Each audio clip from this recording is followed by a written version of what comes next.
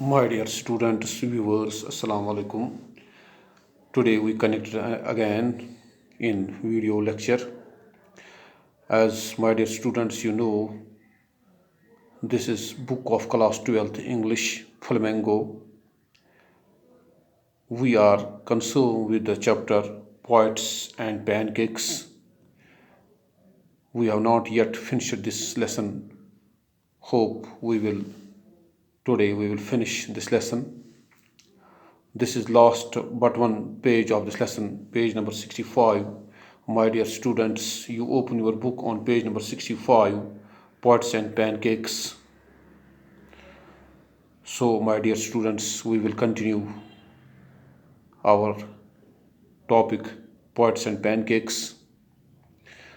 In those days, the British Council Library had an entrance with no longer winded signboards and notices to make you feel you were sneaking into a forbidden area, and there were copies of the encounter lying about in various degrees of freshness, almost untouched by readers.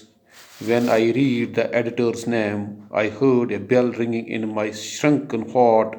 It was the poet who had visited the Gemini studio. I felt like I had found a long lost brother, and I sang as I sealed the envelope and wrote out his address. My dear students, first I will explain these lines. Line by line, I try to explain you, my dear students. In those days, in दिनों, the British Council Library had an entrance. जो British council library हुआ करती थी उन दिनों, जब my dear students I have told you अर्लियरली the British rule था India पर, तो ब्रिटिश काउंसिल लाइब्रेरी थी अब, हैड एन एंट्रेंस, उसकी एक एंट्रेंस थी, ये मुंबई में थी ये British council library, had an entrance with no the British Council Library had an entrance with no long-winded signboards and notices. My dear students, this British Council Library had an entrance with no longer winded signboards and notices. उसमें कोई sign board नहीं थे, कोई notice नहीं थे, to make you feel you were sneaking into a forbidden area. जैसे कि उस ज़माने में कहीं पर कोई ब्रिटिश साइन बोर्ड नहीं लगाते थे, जैसे कि आज साइन बोर्ड हम लगाते हैं, कोई स्कूल है, कॉलेज है, लाइब्रेरी है, या कोई नोट्स लगाते लेते हैं, वहाँ उस वक़्त ये नहीं थे. हम तो ग़ुलाम थे उस दिन उस ज़माने में.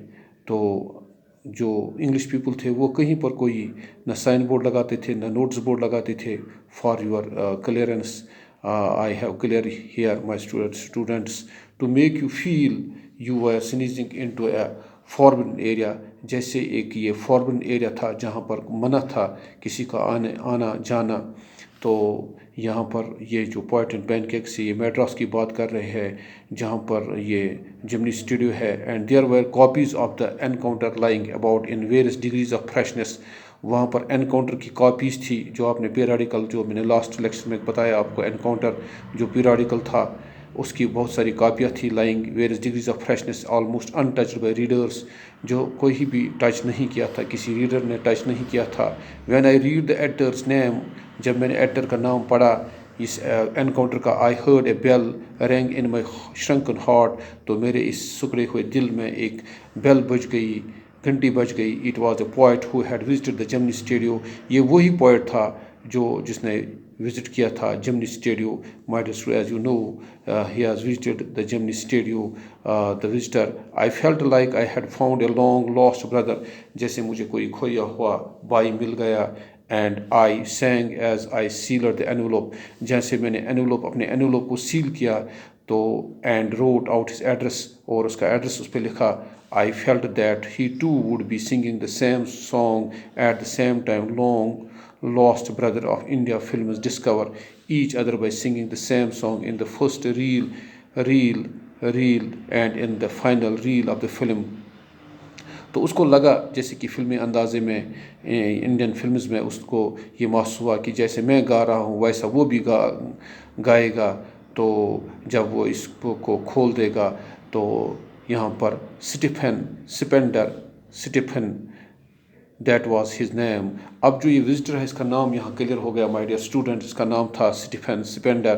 یہ اسٹیفن سپینڈر جو تھا an English poet essayist who concentrated on themes of social injustice and class struggle. تو یہاں پر اب اس کا نام کلیئر ہو گیا Stephen Spender. And years later when I was out of Gemini Studio. اب میں جب میں جمنی اسٹوڈیو کے باہر گیا. اینڈ ایئرس لیٹر کچھ سالوں کے بعد when I was out of Gemini Studio, میں جمنی اسٹوڈیو سے جب باہر ہو گیا. And I had much time but not much منی.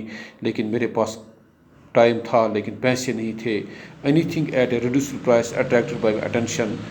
تو جو بھی کوئی چیز کم قیمت پہ ہوتا تھا میرا توجہ اس کی طرف جاتا تھا. یہ اب سیکنڈ انسیڈنٹ یہاں پر مائی ڈیئر اسٹوڈنٹس بیان کر رہا ہے author. On the footpath in front of the Madras Mount Road post office. اب میڈراس کے یہ ماؤنٹ روڈ پوسٹ آفس کے پاس there was a pile of brand new books for 50 paisa H. وہاں پر ایک پائل تھی, ایک کتابوں کی ایک ڈھیر تھا. ایک کتاب کی قیمت 50 پیسہ تھا. Actually they were copies of the same book. یہ جو کاپیوں کے ڈھیر تھے, پائل تھے جو تھی, یہ سب ایک ہی کتاب کے کاپیاں تھیں. یہ بہت ساری کاپیاں تھے. An elegant paper bag of American origin. تو اس میں ایلیگینٹ گریسفل پیپر بیگ تھا. یہ پیپر جو ہے کاغذ کا اس کا کور تھا اس آف امریکن اورجن. یہ اورجنیٹ جو تھی اس کی کاپی جو تھی یہ امریکن اورجنیٹ تھی. American اورجنیٹ special low priced student edition. یہ کم قیمت پہ طالب علم کے لیے ایڈیشن تھا. In connection with the 50th anniversary of the Russia revolution. یہ اس کے ساتھ کنیکٹڈ تھا کہ 50ویں سالگرہ جو تھی رشین انقلاب کی, رشین ریولیوشن کی, اسی اس اینیورسری کے موقع پہ یہ special low priced student edition تھا. My dear students, I paid 50 پیسہ. اب آتھر کہہ رہا ہے کہ میں نے 50 پیسہ یہاں پر 50 پیسہ دیا. And picked up a copy of the book. اور میں نے ایک کتاب لی, دا گاڈ دیٹ فیلڈ. اس کتاب کا نام جو تھا the god that failed. My dear students, جو یہ بک تھی جو اس نے لی دا گاڈ دیٹ فیلڈ. اب جو یہاں پر میں کلیئر کرنا چاہتا ہوں آپ کو مائی ڈیئر اسٹوڈنٹس, دا گاڈ جو تھا وہ کمیونزم تھا دیٹ فیلڈ. یہاں پر ان کا گاڈ جو ہے وہ یہ بھگوان تھا یا ہم کہیں گے داتا تھا. وہ ان کا یہاں پر ریشن وہ تھا communism that field. 6 eminent men of letters in 6 separate essays described that their journey into the communism and their disillusioned return. اب یہ 6 لکھنے والے جو ایسے لکھنے والے آدمی جو ہے وہ کہہ رہے کہ یہ جو ہے وہ ڈس اپوائنٹ ہو گئے اس سفر سے. کمیونزم کا سفر جو تھا رشین میں کمیونزم کا سفر جو تھا اس سے وہ ڈس اپوائنٹ ہو گئے ریٹرن. ان میں 6 آدمیوں میں یہ نام تھے: Andre Gide, Richard Wright, Ignazio Silone, Arthur Koestler, Louis Fischer and Stephen Spender. تو یہ 6 آدمی تھے. Stephen Spender suddenly the book assumed tremendous. تو اس کو ایک جھٹکا سا محسوس ہوا جب اس نے اسٹیفن کا نام سنا. مائی dear students, you turn your book on page number 66 and this is last para of this story of this chapter. Significance. Stephen Spender جو تھا my dear students, یہ وہی تھا جس نے وزٹ کیا تھا جمنی studios. Here I remind again this my dear students to you, the poet who had visited Gemini studio. وہ وہی پوائٹ تھا جو ان کا لگا تھا یہ پوائٹ تھا جمنی اسٹوڈیو. یہ آگے کلیئر ہمیں ہو جائے گا. یہ جمنی اسٹوڈیو جو آیا تھا. In a moment I felt a dark chamber of my mind lit by a hazy illumination. تو میرا دماغ جو ہے وہ ڈارک ہو گیا اب بائی اے ہیزی illumination. اس میں ایک اب چمک سی آ گئی. The reaction to Stephen Spender at Jimny Studio was no longer a mystery. یہ ایک مسٹری نہیں تھی which I have not understood that time.